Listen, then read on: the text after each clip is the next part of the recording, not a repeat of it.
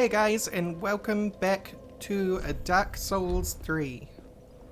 Me and Brienne are ready to actually get some stuff done now that we have our claymore. Slow but powerful. And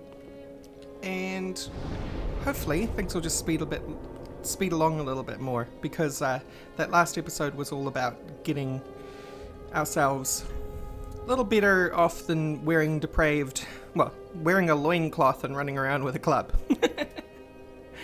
So we're going to go to Tower on the Wall, and we're going to head down the stairs. We're going to do much of what you've seen already. There's our friend the Lothric Knight, but we also have this fellow over here. Oh, get it together, Rosie. There we go. So we one-hit those guys now, which is pretty great. And we can walk out onto this beam here. And one of them patrols past us. There he is. He's not going to patrol past us today, I don't think. We can make him patrol past us. Let's do that. We haven't picked up any throwing knives yet, and I don't want to use fire bombs. Come on, dude. Make this easy on me. Come right over here. Here he comes. Alright, he's murdered, and there's another one over here. Where are you? Got that situation again. I've talked about it in some of my Minecraft episodes, or one of them at least. Throwing knives? Yeah. And where I've got the sun in my eyes. It's just the situation that I'm in with my office. Now we can go down here now, but there's not much point. But we will go down there very, very soon. I'm just going to take an Estus. We're going to run over here. We're going to attack this wall, because there's a guy there. And someone should be coming up that ladder in a second. Hello, ladder man? No? Don't wanna? No, you're just gonna stand down there, huh? What if I run away from the ladder?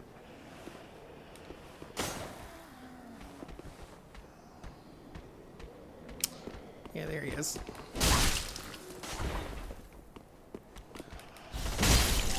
You can do a plunging attack, which is what I keep doing, like what I did to the guy in the tower, and what I did just there is a plunging attack, or if you jump off something and attack at the same time, you do a bigger attack. Good way to get the drop on people, literally.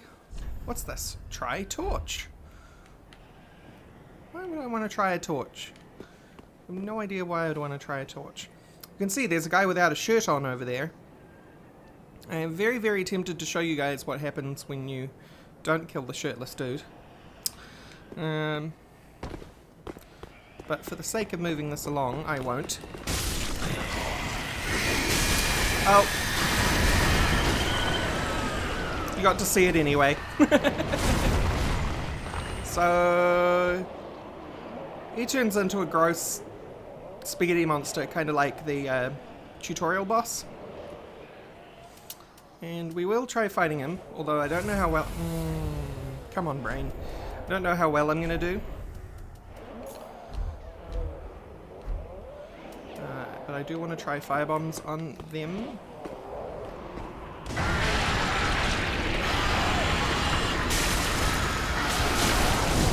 Yeah.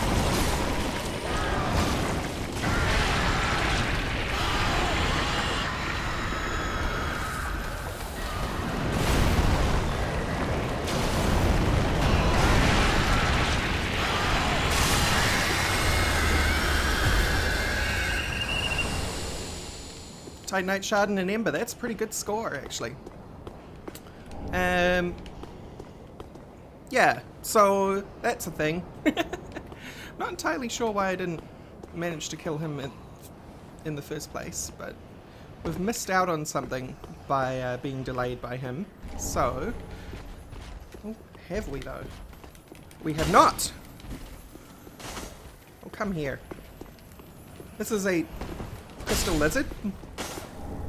They give you gems and twinkling titanite.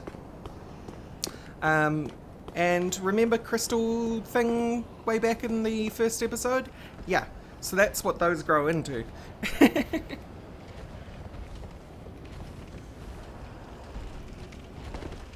Right. Hello, crossbow man. We've got a second crossbow man over there. We also, if we just... I'm going to take a little damage for the sake of showing you. The dude hanging off the side there. There's also another dude. You can see his hands just on the left there, hanging off the side.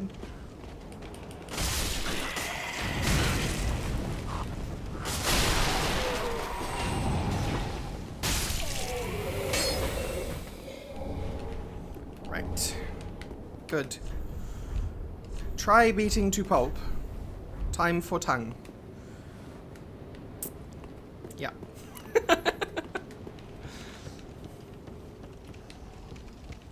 Very mature, guys. Very mature. Black fire bombs. Very useful. Now, that stomping is this guy down here. He's big and unhappy, but he's actually not that hard. He looks scary, but he's actually not that scary. To heal or not to heal? I'm going to heal. Reason being is this man coming through the doorway here, and we're actually going to change to two-handed here because the shield isn't much good against this guy.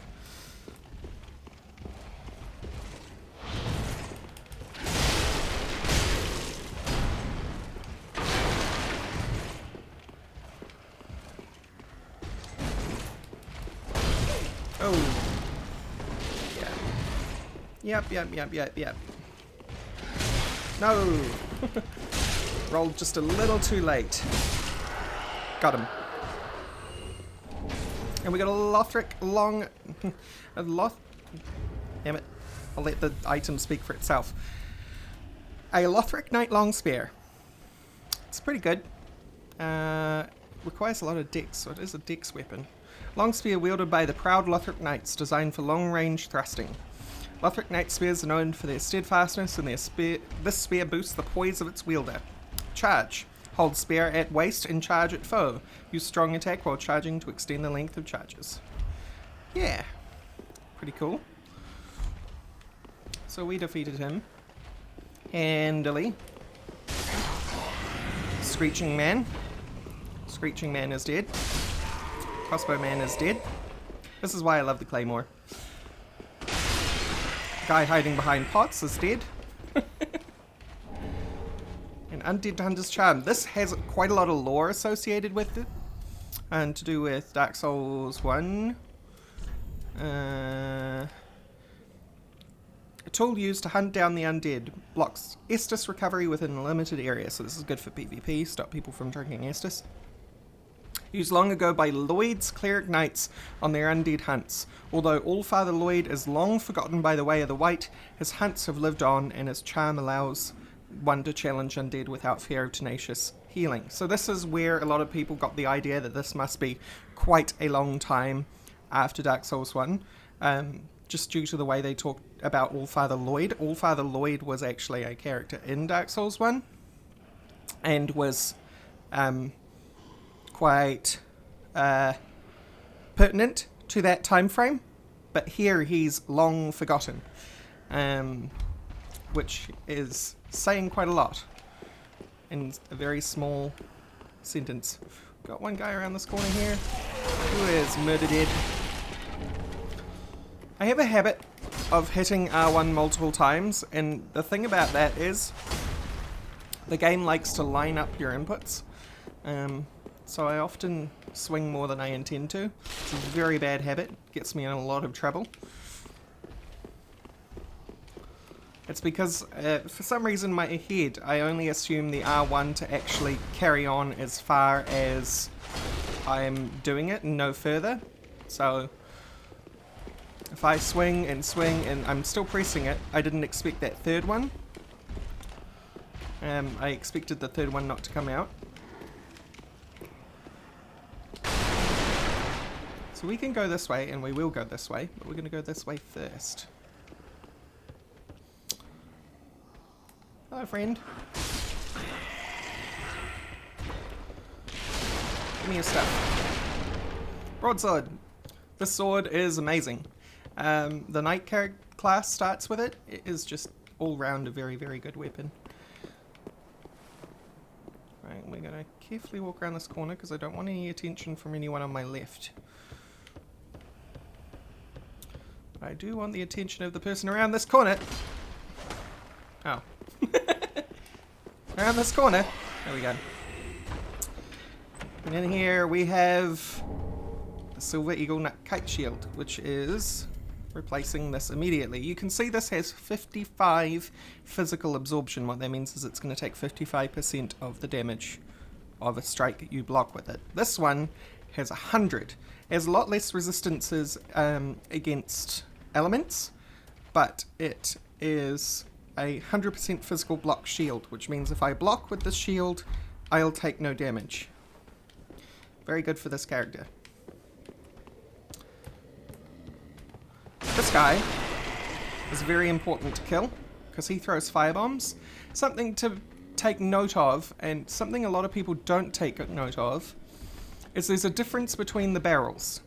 There's barrels without ropes and cloths, and there's barrels with ropes and cloths. Right next to the anvil is a barrel with ropes and cloths, and right behind that one is one without. The ones with cloth and rope are gunpowder barrels. If anything flammable hits them, boom. Super dangerous, especially around this guy, or any enemies, in fact, that throw firebombs, because it make go boom, basically. Be aware of the difference between the barrels. X-Man over there. We actually have throwing knives now. So, it's very useful. Although we're going to have to try it out on this dog, I think. Hey dog. Come on, lock on. Do your thing.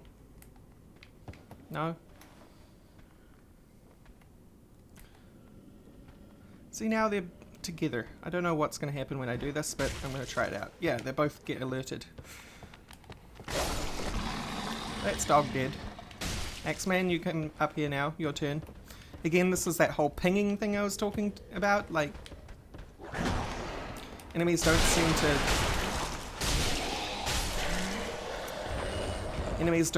to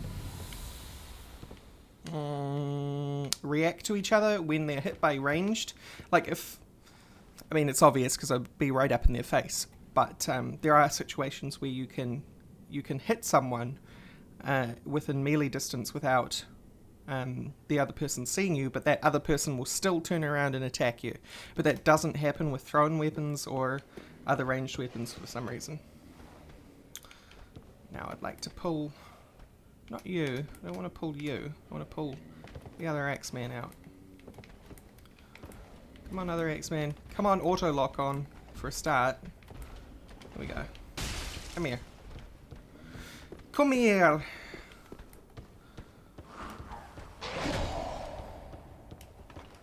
Backstab? Yeah, backstab. Backstab with a claymore. What? I don't understand why that didn't hit him. I guess he was just a little bit too low under my blade. Your turn now. What are you doing? What are you doing? Yeah, come over here. Come over here. No, okay. It's fine. See, I could block those with my shield, and no problem. Charge attack. Punishment for falling down. If really don't ever do that if if it's not going to kill them, because charge attacks have a lot of cooldown associated with them, and you'll just open yourself up to all sorts of danger. This is important. Cell key. Cell key means that we're going to go back to the tower on the wall in a second, but we want to get these items. Estus shard, very important, obvious reasons. Titanite shard, also pretty important, really. Let us head back. Well, no, there's one more thing we need to do in this room. Come around here. Run, run, run, run, run, run, run. Grab the free stuff. Roll off. I'll show you what Green Blossom does in a minute. I can't really see. Again, sun in my eyes. Restore a straight sword. We're not going to be using this thing, but it's got some good lore associated with it, and it's an excellent, excellent straight sword. Well-crafted sword named after the ruined land. Astora before its fall was a land replete with royal blood, and this weapon is both a reminder and an heirloom of that era. Stance. While in stance, use normal attack to break a foe's guard from below, and strong attack to slash upwards in a forward lunge. So Astora is a place that existed in Dark Souls 1. Again, a lot of references to Dark Souls 1 in Dark Souls 3. A lot of people are actually really grumpy about that, and I'm not at all. I love it. It's world building. Something that I really hated about Dark Souls 2 was how disconnected from Dark Souls 1 it was. Like, there was no real connection. Oh, I nearly forgot this. There's no real connection between the two games. Apart from very loose references here and there. But in Dark Souls 3, there's been a lot of reuse of elements from Dark Souls 1 and 2. Not that we've seen the references to 2 very often so far. That tie the whole world together, and I really enjoy that. It's people complain thinking that it's like... oh, I nearly forgot that too. Thinking that it's fan service. I don't think it's fan service, not even slightly. I think it's world building. It's connecting the games together. If it was fan service, it would be a lot less interesting. There wouldn't be any connections with anything. Goodbye, Mr. Pokemon. Not a Pokemon. Pokemon. A Pokemon. That guy, see, look. Perfect example. Stack of barrels. What do we know about most of the barrels in that stack? Cloth and ropes. There's a dude behind this barrel. So we're going to run straight past here, because he's going to do that. His whole gimmick was he was going to throw it at the stack of barrels as we came in here, and boom. And that would instantly kill you, by the way. Exploding barrels do a lot of damage. And there's a dude around this corner. Oh, too early. Wasn't punished for it, though. Mail breaker. Mail breaker is here. A small sword made for thrusting attacks, this hard-edged sword can pierce through tough armor and boasts a deadly critical attack. Shield splitter. Aim carefully in the attack in the large forward lunge to pierce through enemy shields and inflict damage directly. Pretty neat. We're not going to use that. It's more for light characters or people who are a little more weapon arts focused than I am. Haven't really enjoyed the weapon arts so far. I think the idea is great, but I just haven't. Could this be a friend? Certainly is. Meet Grey Rat. Ah. You're no jailer, are you? No, you're from far away. And judging by the bell, you must be some of that unkindled ash. Remarkable. If that's true, then I have a favor to ask. Below the high wall is a musty little town. Not the home of any lord, just a very old settlement of undead. An old woman, Loretta, lives there. Please, give her this ring. I'm not asking for charity. In fact, if you do this for me, I'll be sure to repay you in kind. I may be a petty thief, but I've more wits than most royalty. What do you say then, huh? Very well. I humbly place my faith in you. I am Grey Rat, of the undead settlement, and I promise to assist you. Give this ring to old Loretta at the base of the high wall. Do your part, and I'll do mine. And he also gave us a ring, which we will equip. If we are on very low health, it provides a boost to damage absorption. It's not very useful, but it can save your life sometimes. So, you know, if you've got the space to equip it, you probably should. We can't get through this door here. We will be able to in the future. It's locked. Yes, it is. And up we go. So we're going to go back the way we came. Grey Rat's pretty cool.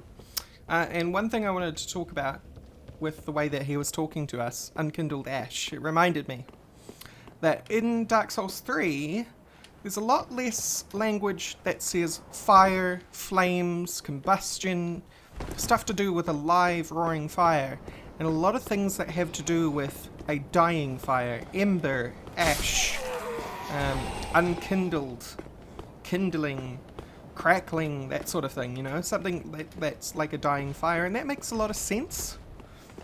Like, in my opinion, if I'm reading the story correctly, then it's kind of in reference to the fact that, like, the Age of Fire is artificially extended by this linking of the flame thing, and it's kind of futile effort. The fires are no longer so amazing or brilliant. They're just being kept alive by this whole process of linking the flame. Ha, it's a fatty. Yes, it is. We're actually going to fight Mr. Fatty. Shouldn't go too badly. We're going to two-hand it. Because again, this guy, it uses a halberd, a really, really big halberd. He uses a halberd.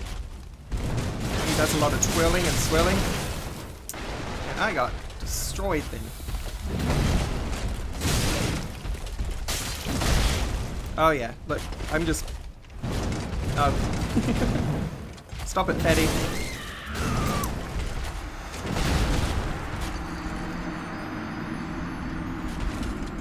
That's me not paying attention very well. Annoying thing about that is now we have to go get our souls. Fortunately, we don't have to go back into a lot of the areas that we were in. So, hello, Mr. Thief Man. Or Rogue. I don't really know what to call the different kinds of hollows that you find around. But look, here's a thing, right?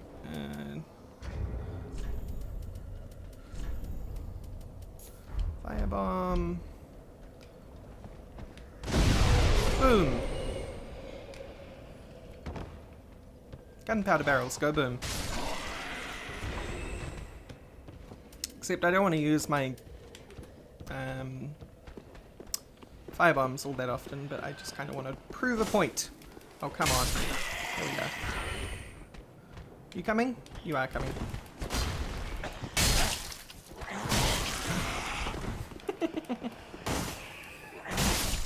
Sometimes I'm just bad.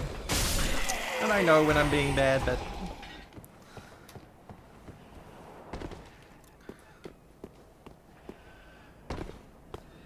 I'm not the most pro person at this game, that's for sure.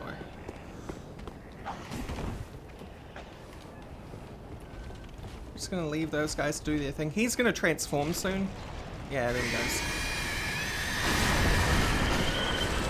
But fortunately, he doesn't actually come down here.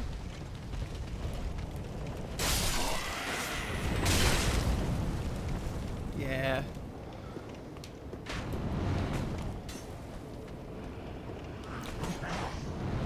Come on, you.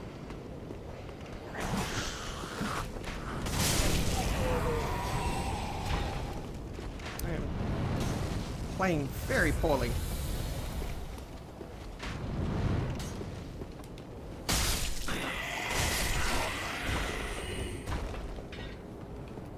I'm just not being very focused or careful about my play.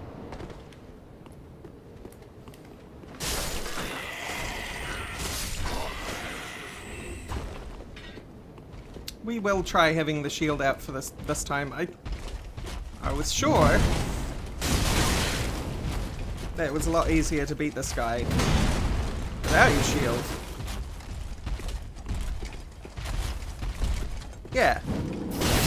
For reasons like this. He's slow. Ooh, no, no, no, no, no, no. One good hit, and he's done. See, he's not awful, you just have to not make mistakes. I mean, that's easier said than done, right? But just don't make mistakes, yo. Ember. There's my souls. Lovely. We have this fellow over here. Sit back down, please. And a rapier. Rapier. It is... Oh, are you going to come down, X-Man? No? Okay. The X-Man up there was threatening to come down, but apparently not. Lightweight thrusting sword used by noble duels employing refined techniques. The primary attack of the thrusting sword is a series of stabs that renders foes vulnerable for a devastating final thrust. Can also attack with shield up. From stance, use normal attack to backstep and execute a surprising attack or strong attack for consecutive thrusting. We can actually use this.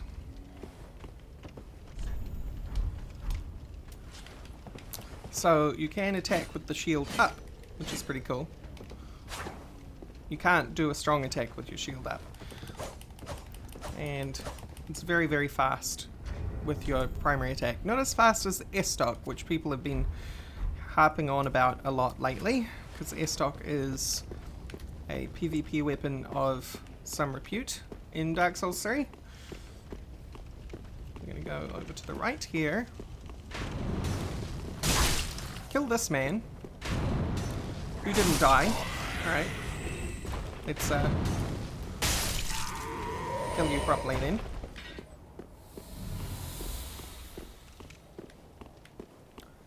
And we'll grab this.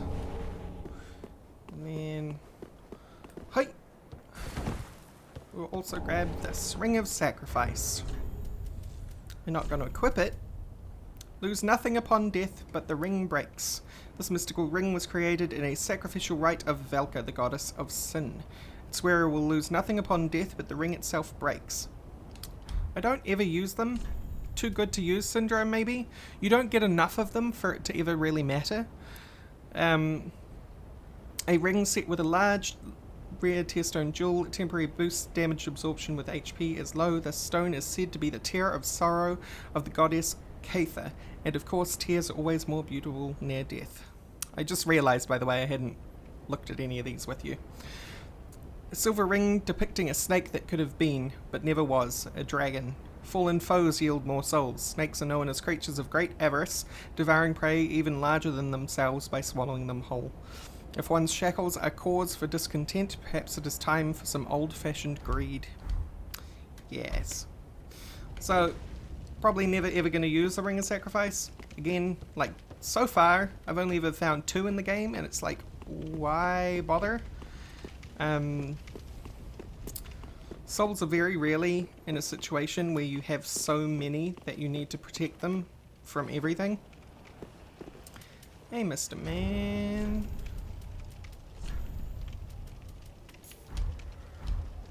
I'm just gonna get your attention with these. Come here. There's a reason why I wanted him over here. You'll see that in a second.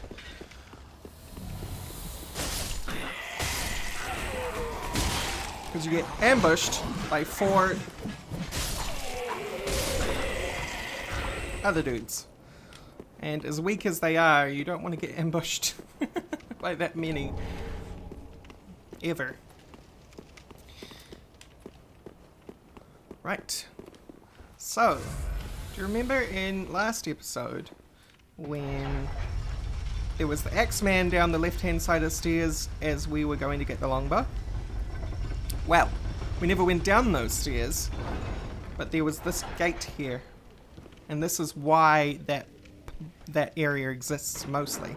It's because this is a shortcut, a very important shortcut for people who are going to die often. No, get through the door, please. Come here, X-Man. Oh, come on. Pay attention to your stamina. Once in your life.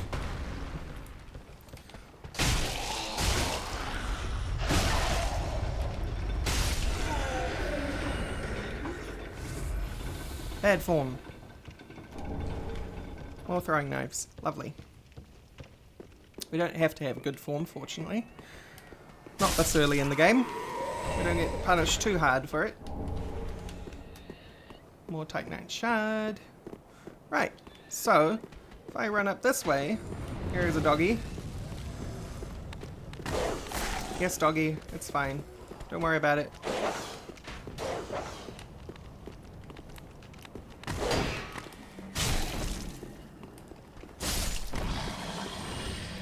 And just like that, we're back at the very first bonfire on the high wall. Oh, crossbow man. Why are you gonna make things difficult, huh? Goodbye. So, I think we'll cap off this episode. Next episode we're gonna fight our very first boss. What am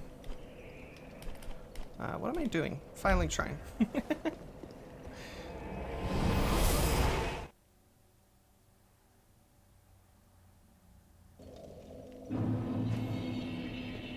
Yeah, next episode we're going to be facing our very first boss, and it's going to be fun and cool and literally cool. Just wasn't it? But we've got a couple of things that we can do right now, like reinforce our claymore again. So now we've got a +3 claymore. Pretty Hooray! be careful. To get it up to +4, we're going to need 2 large Titanite shards, and I only have 1 so far from chasing that dragon away. Welcome, host. Can I level up? Then take. I can level up, and we're going to continue on with the whole vigor strength thing. Yes, please.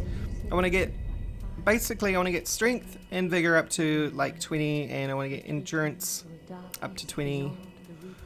And then we can start thinking about Farewell, Ashen. other things. We also want to get vitality up to 20. Vitality is your equipment load. It'll let us use a lot heavier equipment than most other characters can, and we're going to need that equipment load if we're going to use heavy weapons like we're doing right now, and 100% block shields.